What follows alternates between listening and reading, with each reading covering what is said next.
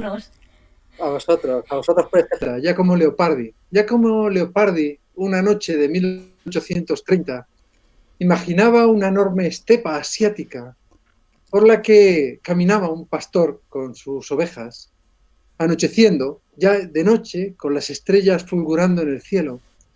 Y en esa poesía, que es la del pastor errante en la estepa asiática, decía Giacomo Leopardi: cuando veo, es el pastor el que está hablando, ¿no? El poeta pone la voz del pastor que dice: cuando veo las estrellas arder en el cielo, me digo pensativo, ¿a qué viene tanto esplendor? ¿Por qué el aire infinito y el profundo firmamento? ¿Qué significa esta enorme soledad? ¿Y yo? ¿Qué soy yo? Esta es una experiencia común a todos los seres humanos, el problema de la identidad. ¿Qué soy yo? ¿Qué significo yo para el mundo? ¿Qué sentido tiene mi vida en este mundo? Y este es el problema que creo que es esencial para comprender el cambio de época del que nos has hablado, ese paso a lo que yo llamo la edad virtual, o se le puede llamar la posmodernidad, o como se quiera. Yo explicaré por qué creo que es un buen nombre la edad virtual, por qué en concreto, y por qué significa, o sea, qué significa este cambio de época y cómo está marcado por una diferencia en la concepción del propio yo y de la relación con la realidad. Eso es un poco de lo que vamos a hablar en esta conferencia, recorriendo ligeramente la historia de las formas en que el hombre ha dicho yo, en que ha afirmado su identidad personal, pero sobre todo intentando comprender cómo hoy en día construimos nuestra identidad y cuáles son los problemas y los retos que tenemos en este momento contemporáneo.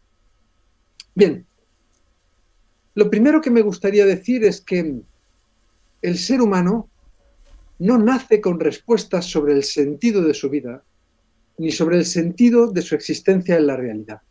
Y este es un fenómeno singular dentro de la naturaleza, porque el resto de los procesos biológicos, el resto de los entes, el resto de los seres, nace con la programación intrínseca que le dice qué es lo que tiene que hacer en la vida, cuál es su futuro, cuál es su destino.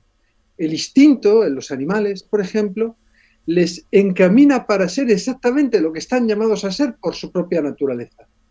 Y así, aunque quizá nos acordemos de esa película Babe, el cerdito valiente, ¿no? Este cerdito que quería ser perro pastor, lo cierto es que los cerdos cerdean, los perros perrean y los gatos gatean.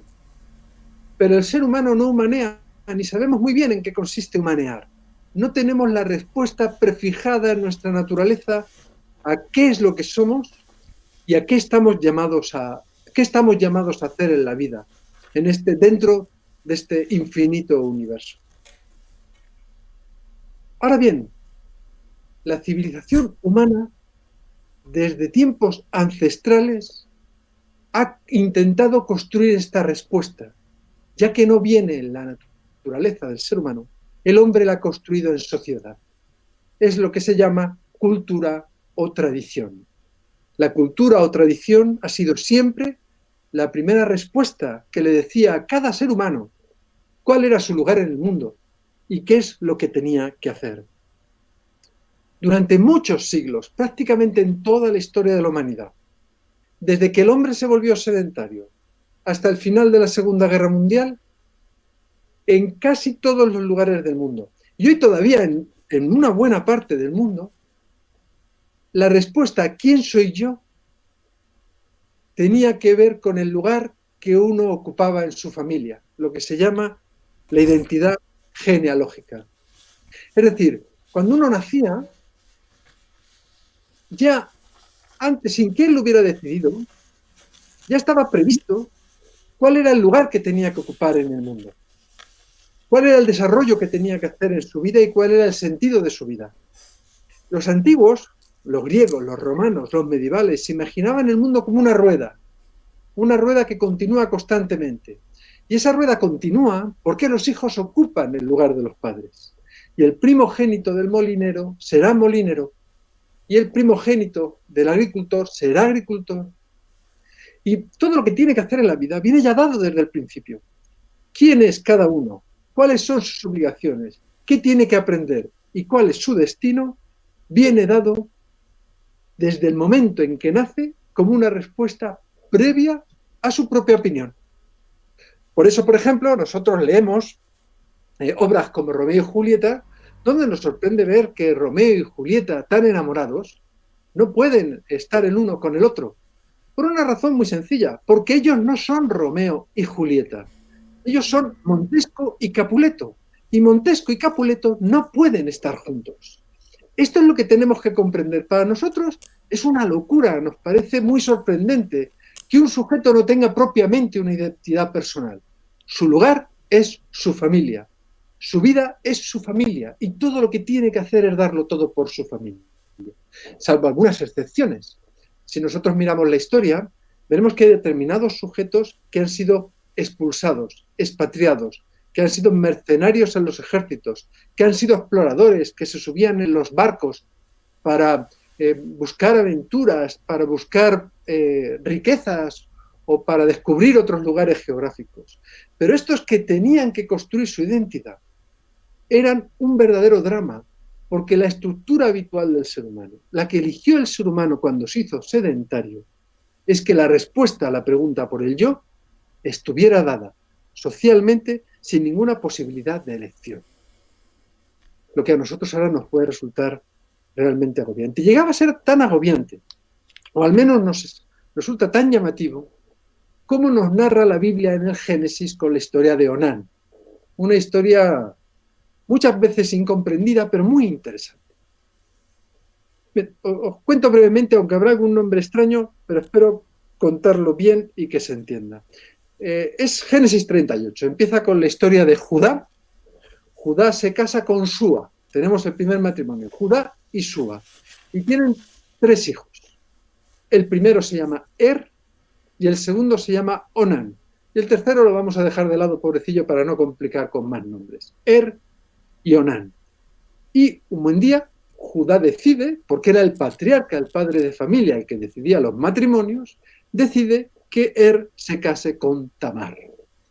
Ya tenemos primogénito, será el que ocupará el lugar de Judá en la historia.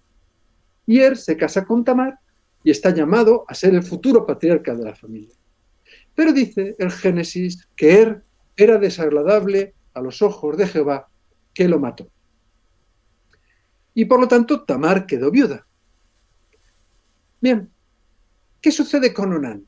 Que Onán, aunque tiene un nombre propio, en realidad el único sentido de su vida es el lugar que ocupa en su familia. Y por lo tanto, según la ley del levirato, la ley judía de la época, Onán tiene la obligación de ocupar el lugar de y por lo tanto de ser el marido de Tamar, darle descendencia. El primer hijo que tengan se llamará y ese hijo será el heredero. Por lo tanto, la ley del levirato lo que le está diciendo a Onán es que va a ser borrado completamente de la historia. Onán no va a existir. Onán se va a convertir en un trasunto de va a desaparecer. Y los hijos que tenga no serán suyos, ni tendrá descendencia, ni tendrá un futuro su familia más que siguiendo la rama de Por eso nos cuenta la Biblia que Onán se niega a dejar embarazada a Tamar y también es castigado. Pero es importante que nos demos cuenta de esto. La vida concreta, lo que uno tenía que hacer en cada momento, estaba decidido completamente por esa identidad genealógica de los pueblos. Por lo tanto, la vida humana era prácticamente solo pasado. Cuando uno nacía, lo que se le caía encima era todo el pasado de su familia. Su identidad personal quedaba constituida por el pasado de su familia. Lo que él iba a hacer había sido decidido a través de la historia de la familia que concretaba la vida. Le decía quién era, qué tenía que hacer y cuál era el sentido de la vida. Este es el fenómeno singular de las sociedades antiguas. Ese es el fenómeno que muchos de nuestros padres quisieron romper en la España de los años 50 y 60, yéndose de los pueblos donde se vivía esta sociedad patriarcal para ir a la ciudad, porque en la ciudad uno ya no tenía pasado, ya no era el hijo de aquel, ya no iba a la panadería y le preguntaban ¿y tú de quién eres? Porque en la ciudad lo que tenía era futuro. Ahora hablaremos un poquito de eso. Pero lo cierto es que ahora somos libres de construir nuestra propia identidad. Es cierto que tenemos un pasado, pero ya no nos determina. Nosotros, sobre todo, tenemos un futuro. Nuestra identidad tiene que ver con lo que nosotros hacemos, al menos con en mi generación, en nuestra generación. Veremos lo que pasa con los chavales en el mundo contemporáneo. Pero si ya no tenemos ese pasado, si nosotros tenemos que decidir qué es lo que vamos a hacer, si tiene sentido que cuando éramos niños nuestros amigos, los amigos de nuestros padres nos preguntaran, niño, ¿tú qué vas a ser de mayor? Yo no podía decir, yo de mayor voy a ser médico. Hace siglos eso era inaudito. Que el hijo de un pastor fuera médico, eso era imposible, era inaudito. Que el hijo de un agricultor decidiera ser arquitecto, eso era impensable, porque no dependía de su decisión personal. Ya digo que con algunas excepciones, por ejemplo, a Santo Tomás de Aquino no le correspondía ser monje por el orden genealógico de su familia, no le correspondía ser sacerdote. En muchos lugares de Europa, el primer hijo heredaba el patrimonio del pater y se quedaba como patriarca de la familia. El segundo era sacerdote y el tercero militar. A Santo Tomás de Aquino no le correspondía y de hecho lo tuvieron un año entero encerrado en una celda, su familia, para quitarle la idea de ser sacerdote, que para una identidad genealógica no tiene nada que ver con la vocación personal, aunque nos parezca ahora una locura. Ahora, sin embargo, como decía, somos libres y por lo tanto no tenemos respuesta. Tenemos la responsabilidad de encontrar esa respuesta. ¿Y cuál es la respuesta que impera hoy en día en la sociedad? Esto es interesante. Quiero que veamos un vídeo, un pequeño vídeo seleccionado, muy cortito, 5 minutos tiene, en el que vamos a poder se va a describir la respuesta más habitual que en el mundo de hoy, en el mundo contemporáneo, existe a la pregunta sobre quién soy yo y cuál es el sentido de la vida. Si eres tan amable, Ana, le damos al vídeo.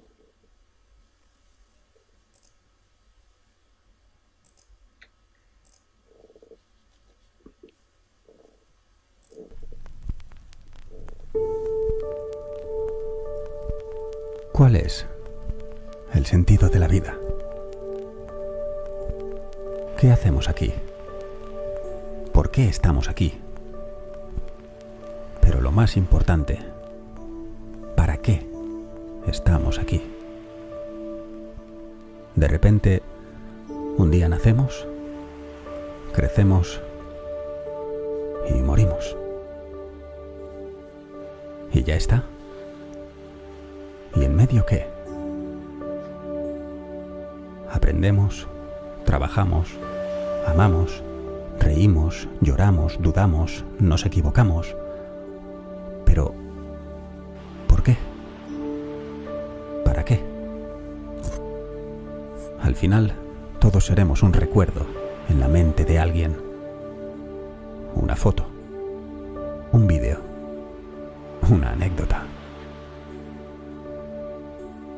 Cientos, miles, millones de personas han estado antes aquí. ¿Y qué? ¿Con qué fin? ¿Permitir que podamos estar más personas aquí? ¿Pero para qué? ¿Con qué finalidad? ¿Nuestra función es asegurarnos de que alguien más se quede después de que nos marchemos? ¿Para qué? ¿Para dejar a otros más? ¿Y esos a otros? ¿Y luego otros? ¿Y así hasta cuándo? Eso lo llevamos haciendo miles de años y nada cambia, ni nada sabemos. Evolucionamos, mejoramos o empeoramos según se mire.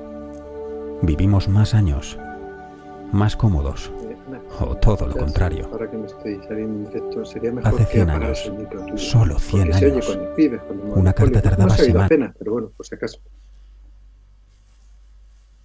Marce, volvemos contigo. He dejado a medio el vídeo. ¿Por qué? ¿Qué ha pasado? ¿No querías que le interrumpiera? No, no quería que lo interrumpiera. Continuamos. O incluso meses en llegar de una ciudad a otra. en un segundo le dices a alguien de Japón, hola. Es eso. Evolucionar, acercarnos, relacionarnos. Si es eso, ¿por qué nos destruimos con tanta facilidad? Yo creo que la vida no tiene ningún propósito en sí misma, porque el objetivo de que estemos aquí es casual, y por definición algo que sucede por casualidad no es premeditado, luego no tiene ninguna finalidad u objetivo en sí mismo. Y ya está. ¿La vida es eso? Una combinación de circunstancias que no se pueden prever ni evitar sin ningún sentido, sin ninguna finalidad. Yo creo que ahí precisamente está la clave. La perpetuación de la especie, dicen unos. Realizarse, trascender más allá de los hechos, dicen otros. Evolucionar, buscar sabiduría y conocimiento, hacer un mundo mejor, alcanzar la unión con Dios, conseguir la pureza del alma. Hay gente que defiende que el propio sentido de la vida radica en tratar de encontrarlo. Y hay gente que dice que la vida no tiene sentido porque el mundo es un lugar horrible, agresivo y destructivo.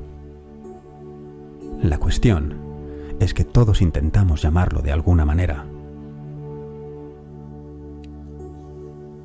Yo creo que el sentido de la vida es algo que hemos inventado nosotros porque como humanos con razonamiento abstracto necesitamos entender, asimilar, encontrarle un sentido o finalidad para justificar nuestra existencia. Yo lo llamo así. Tú llámalo como quieras, pero lo que no va a cambiar es que lo que de verdad importa es el camino, no dónde vayamos. Sea cual sea la finalidad, el objetivo de nuestras vidas, el sentido de la vida es que no importa el sentido de la vida. Lo que importa es crecer, mejorar, ser generosos, tratar de encontrar aquello que sabemos hacer y explotarlo al máximo. Amar, pensar, divertirnos, ser críticos, sinceros, coherentes, proactivos y siempre vivir de acuerdo a nuestras posibilidades y fieles a nuestro criterio. Todo eso es lo que mis padres me han enseñado. Yo creo que es un muy buen comienzo. ¿Y tú?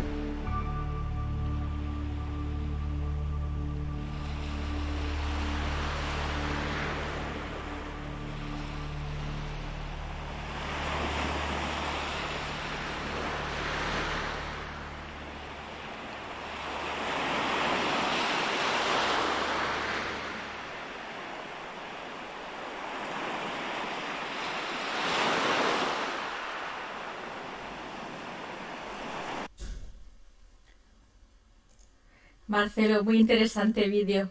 No estoy segura de que se haya oído del todo bien. ¿Tú Bueno, escuchabas? sí, yo estaba viéndolo en YouTube por otro lado y la verdad es que lo estaba oyendo muy bien, Espero muy bien. que las personas que nos sigan también lo hayan podido escuchar. Bueno, espero que sí. Gracias, Marce. Un vídeo muy interesante donde una persona sinceramente cuenta cuál cree que es el sentido de la vida y realmente presenta una novedad histórica. Porque, como he dicho, las personas que han vivido antes que nosotros en el mundo se han encontrado con que el sentido de la vida alguien lo había decidido antes de que ellas nacieran. ¿Qué es lo que tenían que hacer? ¿Cómo tenían que comportarse? ¿Qué se podía esperar de ellas? ¿Y qué podían esperar ellas de la vida? Estaba completamente decidido. Pero muchas de estas personas, y tal vez quizá todo el género humano, todos los seres humanos o casi todos, se preguntaron alguna vez si ese sentido de la vida que les decían que tenían que seguir era verdaderamente el correcto. Y algunas de ellas buscaron alternativas, buscaron otras posibilidades, profundizaron en la tradición, intentaron comprenderla mejor, pero siempre con la confianza de que esa pregunta que tiene su corazón, ese pastor que está debajo de las estrellas y dice ante esta infinitud, ¿qué soy yo? ¿Qué lugar ocupo yo en el mundo? Todas pensaron que esa pregunta tenía sentido. Lo novedoso, la novedad histórica que genera una nueva época, que cambia nuestra manera de vivir, es que mayoritariamente la población occidental del mundo contemporáneo piensa que la vida no tiene sentido. Y esto es algo que no había sucedido antes. Antes se había discutido si un sentido u otro, si la manera apropiada de vivir era la una o la otra, pero nunca se había encontrado una gran masa de población que se plantea realmente que la vida no tiene sentido. Fijaros, os leo unas páginas de una novela que yo leí cuando era niño, El forastero misterioso, de Mark Twain, y que me marcó muchísimo, sobre todo este final, contra el que yo me rebelé completamente. Os leo unas líneas del forastero misterioso de Mark Twain. Dice: esto que te he revelado es cierto. No existe Dios, ni el universo, ni la raza humana, ni la vida terrenal, ni el cielo, ni el infierno. Todo es un sueño grotesco y disparatado. Nada existe sino tú, y tú no eres sino un pensamiento nómada, inútil, sin hogar propio, que vagabundea desamparado por el vacío de las eternidades. Esa es la conciencia del yo que surge en ese hombre contemporáneo que rechaza todos los sentidos de la vida. Y lo primero que tiene que rechazar es el pasado. Lo primero que tiene que rechazar, lo primero que nos produce extrañeza, es cuando vamos al pueblo del que se fueron nuestros padres o nuestros abuelos, entramos a la panadería o la carnicería y un hombre o una mujer nos pregunta: ¿y tú de quién eres? Es decir, lo primero que tenemos que rechazar, lo primero que abandonamos es la identidad genealógica, el pasado, que ha marcado lo que cada uno ha sido durante tantos siglos. Pero el problema es que inevitablemente somos pasado. Incluso en una identidad que se expresa en lo que uno ha hecho en su vida, lo que es ahora tiene que ver con lo que ha hecho en el pasado. Tiene que ver con la educación que ha recibido en el pasado. Y aunque tiene un nombre propio que lo hace único, o Marcelo, también tiene un apellido, López, y otro, Cambronero, que muestran una familia, que generan una historia, que tienen que ver con unas raíces, que aunque uno no quiera reconocer o quiera huir de ellas, lo cierto es que lo constituyen mucho más de lo que uno puede imaginar, para empezar incluso con la genética, pero con muchas otras cosas. Ahora bien, lo que descubre el mundo contemporáneo, sobre todo a partir de la Segunda Guerra Mundial, es que el hombre también es futuro. Y es más, puede ser sobre todo y especialmente futuro. Para el hombre árbol, que yo le llamo al hombre que solo vive en sus raíces, que solo vive en el pasado, que vive en el mismo pueblo, en la misma casa en la que por generaciones y generaciones se ha hecho siempre el mismo proceso vital, con una vida que no ha cambiado casi nada, con unos vecinos que no han cambiado casi nada, que han sido siempre las mismas familias. Para este hombre, el futuro propiamente no existía como tal, no existía como un tiempo que servía para construir el yo. El futuro tenía accidentes. Podía caer un pedrisco, que decimos en La Mancha, podía arruinarse la cosecha, o podía venir un tiempo especialmente benigno, pero todo lo que viniera se afrontaría desde una identidad clara del yo, y esa identidad no iba a cambiar por lo que sucediera en el futuro. Ahora bien, hoy en día, como decía, el hijo de un pastor le puede decir a su padre: yo quiero ser médico. Y esto, que era imposible, hoy puede suceder, porque la educación, la posibilidad de que la gente crezca a través de la educación, significa que podemos usar nuestro tiempo futuro para construir nuestra identidad. Podemos usar el tiempo para hacer un yo. El yo ya no es solo el pasado, sino que puedo tener la esperanza de dirigirme hacia el futuro, y que ese futuro que deseo marque lo que yo voy a hacer. Es decir, que me concrete la vida, ya no el pasado, sino el futuro. Por ejemplo, este niño que le dice a su padre: papá, quiero ser médico. En cuanto sea consciente de la sociedad en la que vivimos, se dará cuenta de que para ser médico, desde la educación secundaria y especialmente en el bachillerato, va a tener que estudiar mucho. Que sus amigos se irán por ahí de juerga y saldrán muchas más tardes que él, que se irán a jugar al fútbol y él tendrá que quedarse estudiando. Que las calificaciones que consigan los exámenes serán definitivas y por lo tanto la vida se le concretará. y se le marcará claramente qué tiene que hacer con el tiempo para aprovecharlo, para hacerlo suyo, porque lo que está haciendo es construirse como médico. Y lo hará en el bachillerato, y lo hará en la universidad, y lo hará haciendo las oposiciones para el MIR, y lo hará durante la residencia, lo hará durante muchos años. Fijaros si la vida se vuelve concreta. Tanto o más que se hacía concreta para el labriego que seguía la tradición familiar, se hace para aquel que decide construir un futuro, aprovechar el tiempo para generar su propia identidad personal. La vida se vuelve muy concreta, la realidad se vuelve muy concreta cuando nosotros apretamos el futuro y vamos a por él para conseguir los objetivos que nosotros queremos hacer. Y se vuelve concreta. Y por lo tanto, siempre la realidad conlleva su sufrimiento y su dolor, pero somos capaces de aceptarlo. Incluso en situaciones muy difíciles somos capaces de seguir luchando. Somos capaces de seguir luchando por aquello que queremos o por aquellas personas a las que queremos, por las que nos levantamos cada mañana y que dan sentido a nuestra vida. Que uno, padre, por ejemplo, de 4 hijos, se levanta por la mañana y no se pregunta quién soy yo, porque tiene a 4 hijos durmiendo, soy su padre. Tiene claramente cuál es su identidad personal porque la vida se vuelve concreta, pero merece la pena porque hay un sentido para la vida. Si antes el tiempo venía usado, por decirlo así, venía ya de segunda mano, uno tenía que hacer lo que había hecho su padre, ahora el yo se construye.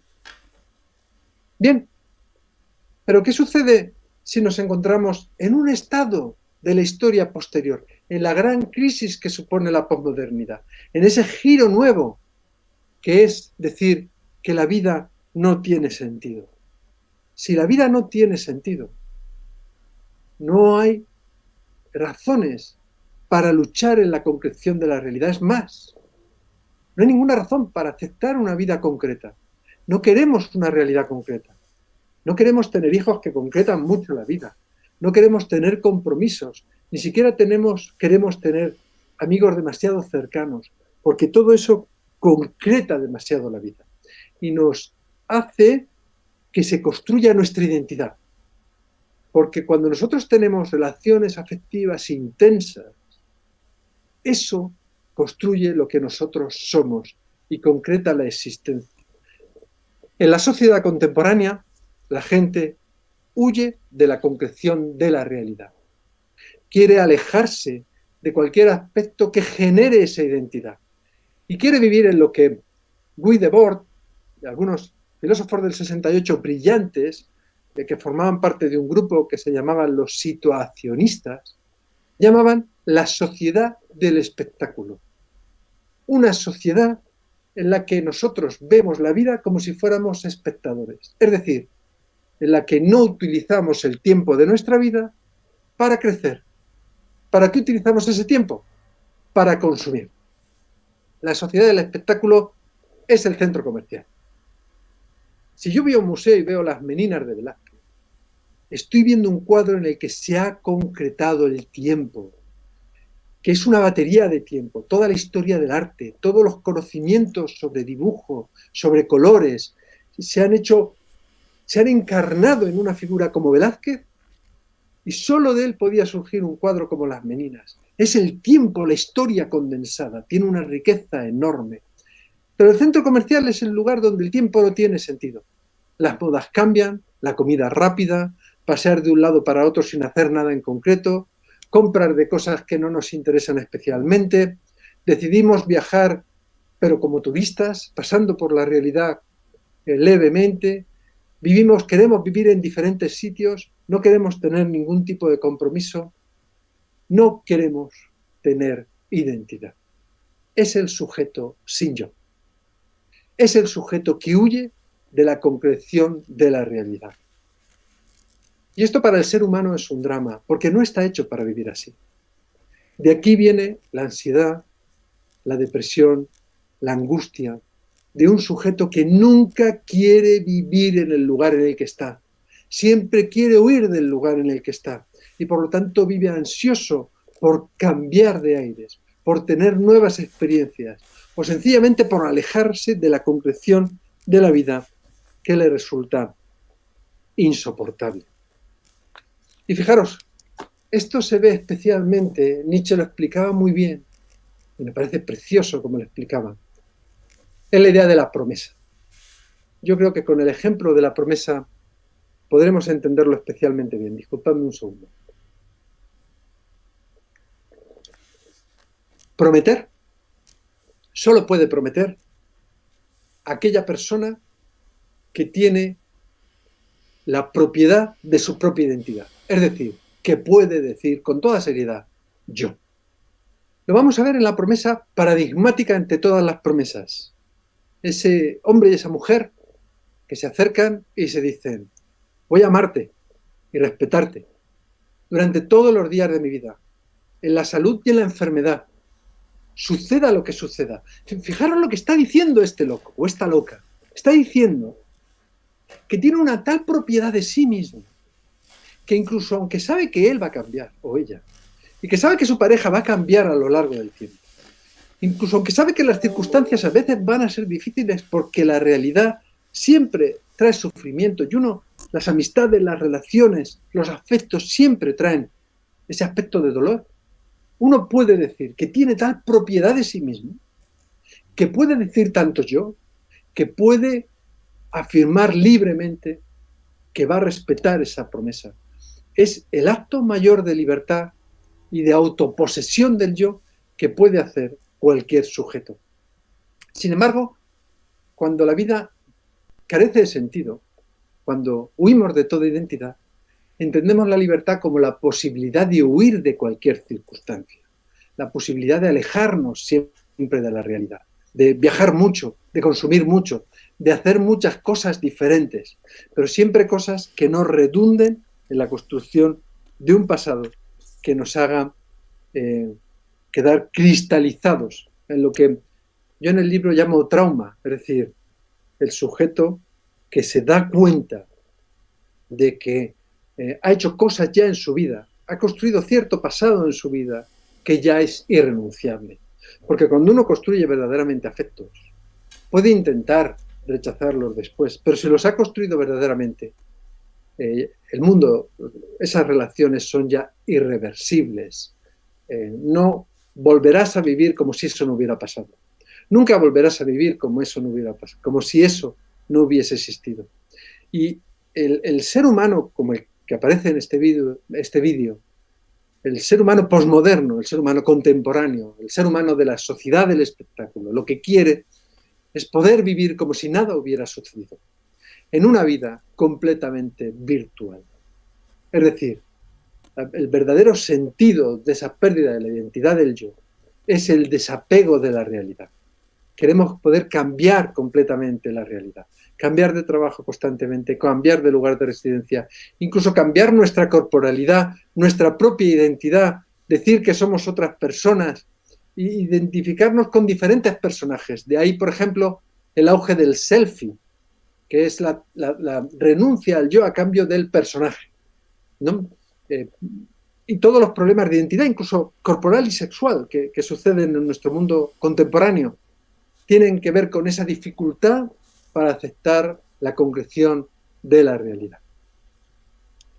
Bien, pero al mismo tiempo, Ana, al mismo tiempo, amigos y amigas, sería absurdo, y yo nunca me veréis defender que tenemos que volver hacia atrás. Los procesos sociales son irreversibles. No se puede volver hacia atrás. No tiene ningún sentido ser reaccionario y pensar que tenemos que volver a un tiempo pasado. Muchas veces las personas mayores, y esto es un síntoma de una debilidad de espíritu, piensan que otros tiempos pasados fueron mejores. Bueno, porque en otros tiempos pasados tenían más fuerza, más energía, más capacidad de acción. Los tiempos pasados serán mejores y peores. Lo que sí que son es irreversibles. Nosotros no tenemos que soñar con volver al pasado y desde luego solo podemos intentar hacerlo introduciendo violencia. Nosotros no podemos transformar el pasado, siempre tenemos que mirar hacia el futuro. Y por lo tanto, si queremos una sociedad en la que se pueda decir yo, en la que se pueda amar la realidad y se pueda amar a los demás, en la que se puedan volver a tener compromisos y promesas y relaciones verdaderas. No será volviendo al pueblo, que no queremos volver. Yo personalmente no quiero volver a la familia patriarcal, ni quiero volver a vivir en las cuatro calles de un pueblo donde mis vecinos siempre serán los mismos. No, no es eso lo que pretendemos. Sin embargo, tenemos que reconstruir una forma de amar la realidad concreta, la circunstancia que a cada uno se le ha dado, para que podamos mirar las estrellas, ver la infinitud del espacio, ver la infinitud de la vida y decir, yo tengo sentido, sé lo que quiero hacer en mi vida y sé que soy único, irrenunciable, que tengo la responsabilidad de hacer una vida única y sobre todo tengo la responsabilidad de utilizar el tiempo que se me da para construir un yo, de tal manera que ese yo sea significativo para el mundo, para aquellos que me quieren, para hacer aquello que estoy llamado a hacer o que yo soy capaz de hacer para dárselo a la sociedad, de tal manera que podamos acabar nuestros días diciendo que verdaderamente hemos vivido y que no nos hemos pasado todo el tiempo surfeando sin sentido, huyendo de una verdadera vida. Bueno, esto es un poco lo que quería contaros hoy y sobre todo ahora estoy abierto a vuestras preguntas. Os resumo simplemente para acabar la estructura de la conferencia, para que cojamos un poco la idea general. Hemos empezado hablando del hombre árbol, que yo le decía, ese hombre cuya identidad tenía que ver con la familia, y era así, el primogénito ocupaba el lugar del padre, el segundo, pues a veces estaba llamado, en según qué culturas, a ser sacerdote o a ser soldado, el tercero, de tal manera que estaba completamente decidido. Hemos pasado de esa sociedad, con el auge de la educación que vivimos en España, sobre todo después de la Segunda Guerra Mundial, y en realidad en toda Europa. Las revueltas del 68 tienen que ver con el incremento rapidísimo de los estudiantes universitarios, una generación que quiere construir su propio futuro, a una generación desencantada del futuro, desencantada del tiempo, que ha llegado a la convicción, de manera mayoritaria, que la vida no tiene sentido y que, por lo tanto, no merece la pena luchar por seguir adelante, no merece la pena luchar. Y solo hay que perseguir esa sociedad del espectáculo, esas experiencias continuas que son tiempo perdido, son pasatiempos y no formas de realmente apropiarse al tiempo para construir una identidad. Ana, hablo mucho. Marce. ¿Qué tal? Cuéntame. Perfecto. Muy bien. Voy a intentar acceder al chat y a extraer de ahí pues lo que nos estén comentando las personas que nos siguen. Como no soy muy habilidosa con redes, me tenéis que dar un segundo, porque he accedido y he salido de allí. No te preocupes para nada. Mientras yo recalco una idea, aprovecho para recalcar una idea, ¿no? Yo he venido a hablar de mi libro, no, en serio. Aprovecho para recalcar una idea que creo que es muy importante, y es que realmente estamos en un cambio de época. Y el cambio de época tiene que ver con Internet, con las redes sociales, con mayo del 68 y toda la revolución que se vino después, desde luego. Pero yo defiendo que sobre todo este cambio de época tiene que ver con esa apreciación mayoritaria de que la vida no tiene sentido, algo que es nuevo y único en la historia, y a lo que ha respondido nuestra sociedad, que no puede dejar a los sujetos desamparados, creando una sociedad del espectáculo, una forma de uso del tiempo a través del consumo, y por otro lado, además de ese consumo que no es más que paliativos de la melancolía, con otro elemento que es la cantidad de ansiolíticos y antidepresivos que se consumen hoy en día, porque realmente el ser humano no puede vivir en una vida tan vacía. ¿Has visto algo, Ana, interesante? Sí, Marta, mira, nos preguntan, ¿qué podemos entender por un yo significativo? Ok, ¿qué es un yo significativo? Un yo significativo lo podemos entender como una experiencia muy sencilla. Es un yo que se levanta por la mañana y sabe lo que tiene que hacer y quiere lo que tiene que hacer, aunque eso que tiene que hacer a veces conlleve sufrimiento, dolor o molestias. Es un yo que cuando su hijo llora a las 3 de la mañana se levanta para darle el biberón o para cambiarle el pañal, a pesar de que lo que le apetecería seguramente sería seguir durmiendo. Pero aunque le apetecería seguir durmiendo, no cambiaría por nada del mundo a ese niño o a esa niña a la que tiene que ir y cambiarle el pañal, porque le concreta la vida y le da identidad porque le hace ser quien él realmente es. Es un sujeto que cuando mira a su hijo puede decir yo. Cuando nosotros tenemos relaciones afectivas auténticas, podemos decir yo. Claro, mis padres se fueron de su pueblo de La Mancha, de mi pueblo de La Mancha, dejando esa familia patriarcal, que es la verdadera familia tradicional, donde todos los hijos vivían en la misma casa prácticamente. Se fueron a la ciudad para buscar otro futuro, para que sus hijos pudieran estudiar. Mantenían el sueño de hacerse con un edificio en el que cada hijo viviera en un rellano, ¿verdad? Como en realidad con ese resabio de esa familia patriarcal, pero tuvieron que aceptar que cada uno de los hijos hizo su propia identidad y que en muchos casos esa identidad supuso irse fuera, vivir en otros lugares. Es decir, dejar ese afecto colgando de un hilo, de un puente lejano, que no se volviera cotidiano, aunque estaba y estaba permanente. Pero ese afecto ya no constituía el sentido de la vida cotidiana. El sentido de la vida cotidiana ahora lo puede constituir nuestros hijos, lo puede constituir para algunos su trabajo, si ahí construye un yo. Pero solo podemos hacer un yo significativo si el tiempo que empleamos en la vida tiene sentido. ¿Y en qué consiste estar deprimido? En que no nos apetece hacer nada, en que no nos parece que nada merezca la pena, en que no nos parezca que nada sea significativo. Y esto no es nada jovial ni nada para reírse. Si miramos las estadísticas, más del 50% de los ciudadanos españoles hemos, y me incluyo, consumido ansiolíticos o antidepresivos. Es decir, nos hemos levantado por la mañana, hemos visto la luz del sol salir y hemos dicho, esta vida es una mierda. No me apetece levantarme, por muy duro que sea.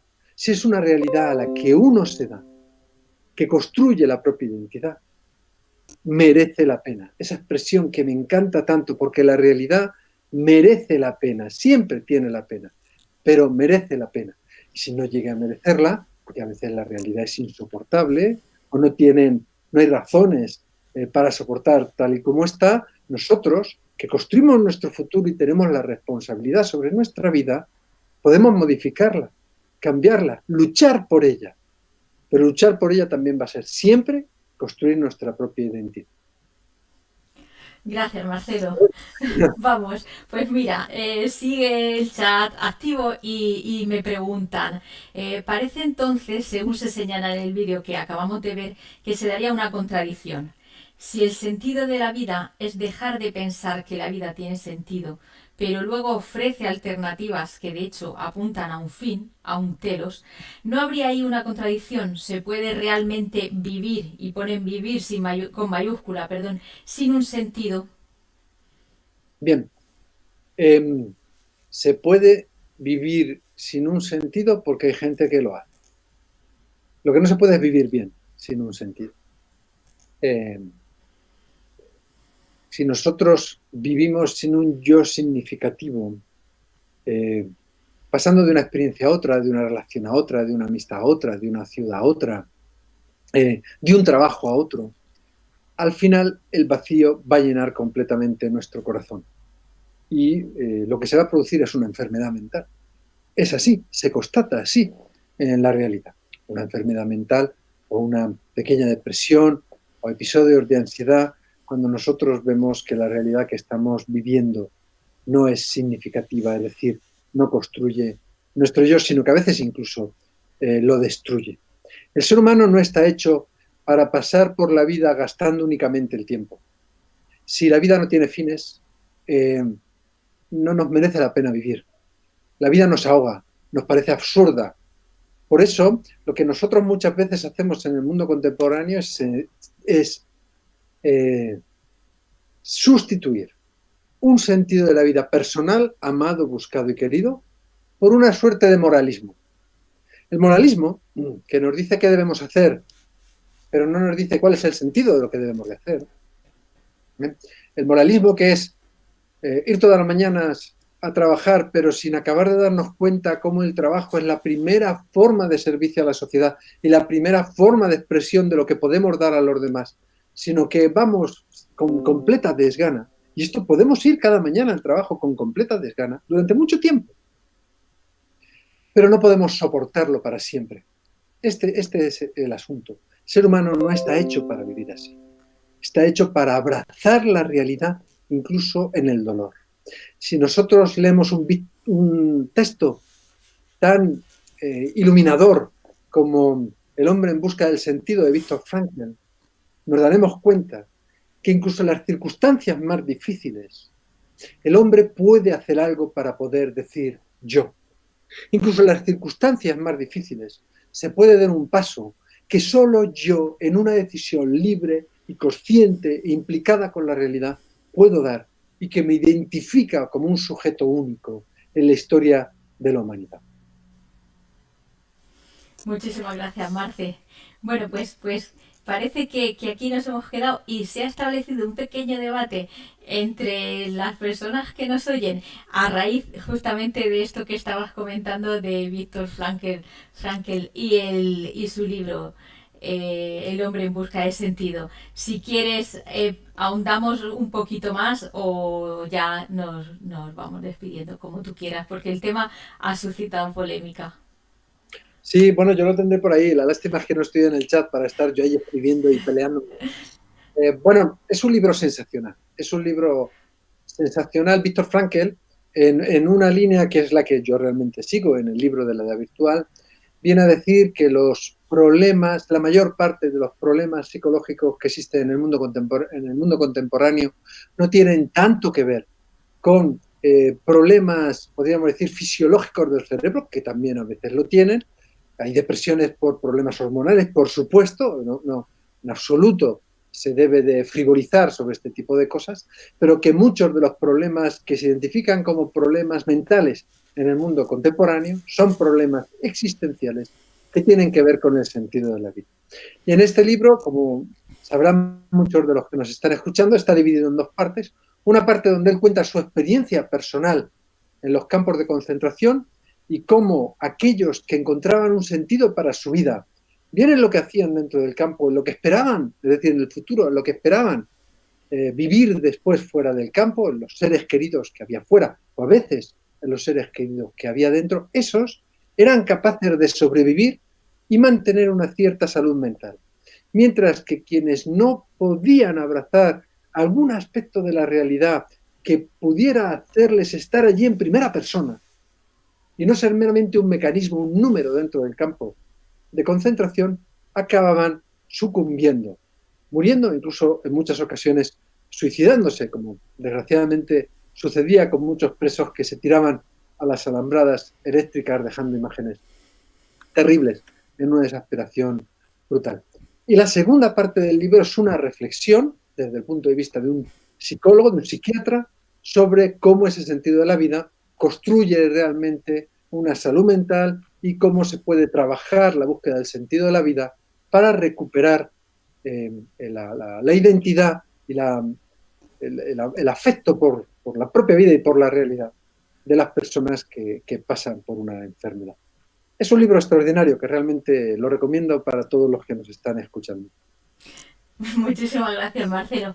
Parece que ya no hay más preguntas, entonces te liberamos, te dejamos que hagas frente a otras ocupaciones, a otras tantas ocupaciones. Súper libre hablando. Bueno, pues si quieres, anunciamos la próxima conferencia, el próximo encuentro que tendremos contigo. 3 de diciembre. Perdóname, Sí. antes de que lo anuncies. Perdóname, dame un segundo. Sí, claro. La próxima conferencia tiene que ver con lo que nos queda ahí por dar. Es decir, ¿en qué quisiera un hombre cuya vida, que acepta que la vida no tiene sentido, cómo quisiera vivir? Quisiera vivir con un ocio permanente y tiene un problema. Y es que esa realidad de la que huye, aunque pueda huir de la ciudad, pueda huir de su familia, pueda huir de todos los vínculos y pueda vivir en una especie de personaje constante, a veces cambiante, a lo largo de los años hay algo real de lo que no puede huir, la muerte. Por eso el próximo día vamos a hablar del ocio y de la inmortalidad en nuestro mundo virtual. Pero bueno, anúnciala tú, Sí, perdón. ya está anunciada, Marcelo. Será el jueves 3 de diciembre a las 7:30 de la tarde. Entendemos que por este medio, quiero decir, si pudiéramos retomar la presencialidad, vamos a aprovechar el aforo pequeñito del que disponemos en la sala de conferencias de la Curia Metropolitana de Granada, pero también vamos a seguir emitiendo por streaming al menos un tiempo más, ya veremos cuánto. Y bien, también comentaros que la conferencia de octubre sobre educación estamos editándola. Está editándola el propio profesor López Cambronero. En breve la tendremos disponible y creo, sí, que por el mismo medio también podremos subirla para que puedan acceder a ella. Y bien, para las personas que no nos conocen o no reciben habitualmente la información de nuestras actividades, decirles que a través de la página web pueden suscribirse al boletín de noticias o, bueno, pues en este mismo chat facilitar si quieren un correo, yo lo recibiré ahora. Y citarles y emplazarles para el próximo jueves, día 19, que tendremos al profesor Eduardo Segura con un cineforum. Es una actividad muy bonita que dejamos de hacer hace 6 años por circunstancias, pues bueno, teníamos problemas con que las productoras nos pedían su tasa para poder proyectar, entonces era inviable que continuáramos con aquella actividad. Y entonces ahora, pues aprovechando que nos hemos vuelto un poquito más virtuales, lo que proponemos es que se vea la película unos días antes y después con el profesor Segura, pues tener ese debate cineforum que antes en tiempos hacíamos. La película será la red social, está todo el mundo invitado, volveremos a retransmitir por este mismo canal. Espero que con mejores condiciones técnicas, vamos a ir mejorando un poquito, deseo. Y será a las 7:30. Haré lo mismo, facilitar un enlace desde el que ustedes se podrán conectar con nosotros. Y bueno, pues agradecer inmensamente a todas las personas que nos han seguido, al profesor López Cambronero por estar ahí, por decir siempre sí, siempre disponible y siempre atento y bueno, cariñoso con todas las cosas del Centro Cultural. Y ya, Marcelo. Yo encantado, y no solo estaré el próximo día, si puede ser allí presencialmente en el Centro Cultural, sino que también estaré con Eduardo Segura hablando de esta película porque es un tema muy interesante. Además, Eduardo es una persona que sabe muchísimo de cine y que reflexiona de una manera extraordinaria sobre las películas. Muy bien, pues ahí estaremos. Muy Gracias, bien, Marcelo. un Gracias abrazo a por todos. todo. Hasta pronto. Adiós.